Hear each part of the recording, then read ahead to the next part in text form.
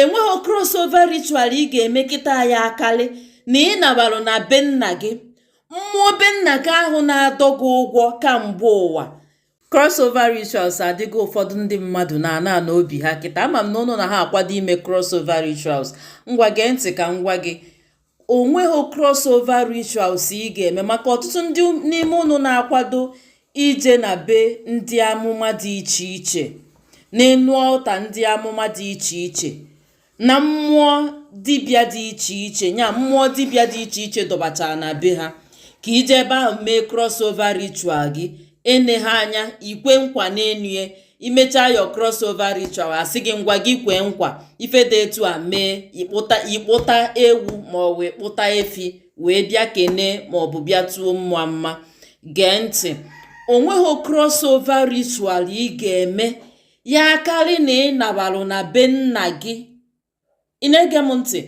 Onweghị crossover ritual ị ga-eme ka o si kacha njọ ọbụla. Ọtụtụ n'ime unu ga-eje na mmụọ, okwu mmụọ dị iche iche ka nsi etu a tinye ya, na okwu alụsị dị iche iche, na-enweghị ife ọwụ na onwelu, na-enweghị mgbakwunye ọbụla wit be nna gị.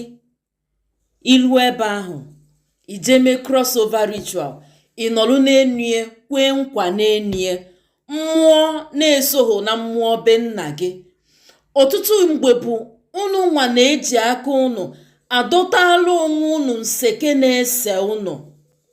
Enweghị crossover ritual ị ga-eme kịta ya akali na ị nabalụ na be nna gị. Mmụọ be nna gị ahụ na-adọ gị ụgwọ kamgbe ụwa were na-adọtalụ gị aka ogheri wee na-agasasị ụzọ gị. Chọrọ ụzọ gị jebe na mmụọ be nna gị ahụ kịta anyị natara ụlọ. Ife ọbụla ị ga-eme, avoid going to any deity that has no link with your ancestral land. Crossover ritual ọbụla ị ga-eme, avoid going to any deity that has no link with your ancestral land. Not to even talk of making promises na that deity that has no link with your ancestral land. Atụọla ọmalụ nya mala atụkwala ofeke nyafee ya isi n'ọfịa. Okwu a na-ekwu maka ndị nwere akọ na uche. Ọtụtụ n'ime unu, nke m bụ m kwuo okwu, nke unu nwa bụ unu nwa ijizi aka unu mara unu na ga-eji okwu ahụ m kwuru wee mere ife. Ọtụtụ n'ime unu bụ unu ji aka unu adọtala onwe unu nseke na-ese unu. Ka m jụọ gị ajụjụ, weluke n'aka gị jụọ onwe gị ajụjụ. Ntị adụkwa, wele aka gị jụọ onwe gị ọdụ. Crossover ritual ọbụla ị ga-eme na kene na bala be nna gị, tụọ okwu na aja na be nna gị ahụ.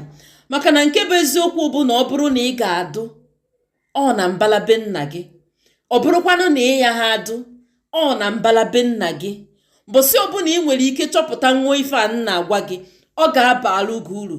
Ife dị iche na ijelu na be dibịa je chụọ aja na, mana ifuru emekata ife wee luo n'ije na alụsị mmadụ dọbalụ na bie na-enweghị anything to do with your ancestral deity.